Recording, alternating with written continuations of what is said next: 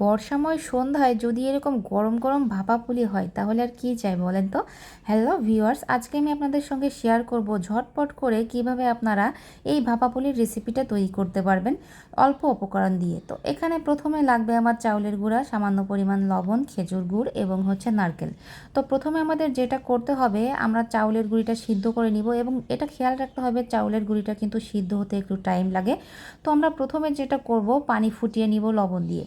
তো আমরা এই যে পানি ফুটিয়ে নিয়েছি লবণ দিয়ে, এখন এই পানির ভিতরে আমরা চাউলের গুঁড়িটা অ্যাড করব এবং বাকি একটু আমি উঠিয়ে রেখেছি, এটা আমার পিঠা তৈরি করতে লাগবে তার জন্য। এই যে এটা উঠিয়ে রেখেছি। এখন আমরা এই খামিটা তৈরি করে নিব, চাউলের গুঁড়ির এই খামিটা। দেখুন এই যে আমার খামি এখানে হয়ে গিয়েছে। তো এখন আমরা অন্যদিকে আরেকটা প্যান গরম করতে দিব, তার ভিতর গুড়টা অ্যাড করব। গুড় দেওয়ার পর যখন গলে আসবে, এটা একটু ঘন ঘন নাড়তে হবে এবং এর ভিতরে আমরা নারকেল কুড়াটা অ্যাড করব। এখানে আমি লবণ ব্যবহার করি নাই, কারণ যেহেতু গুড় এখানে লবণ লাগবে না। তো এই যে নারকেল কুড়াটা দিয়েছি, এখন আমি এটা একটু ঘন ঘন নাড়বো, না হলে নিচে লেগে যেতে পারে। এখানে দারচিনি, এলাচ অ্যাড করেছি, এটা অপশনাল। তো আপনারা চাইলেও দিতে পারেন, নাও দিতে পারেন। তো এটা একটু ভাজা ভাজা করে নিব। এই যে দেখুন এটা হয়ে গিয়েছে আমার। এখন এটা আমি তুলে নিব এবং এখন আমরা চলে যাব আমার পিঠার তৈরির মূল ধাপে।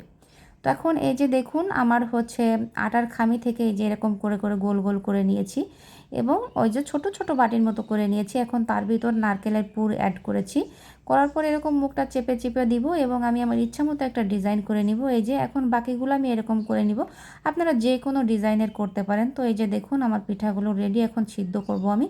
আমি যেহেতু এটা রাইস কুকারে সিদ্ধ করব, আপনারা যে কোনোভাবেই সিদ্ধ করতে পারেন। তো এই যে আমার পিঠার ফাইনাল লুক দেখুন। এখন একটা আপনাদের সঙ্গে একটু শেয়ার করি কেমন হলো। এই যে আপনারা এইভাবেই কিন্তু ঝটপট সন্ধ্যায় তৈরি করে নিতে পারবেন।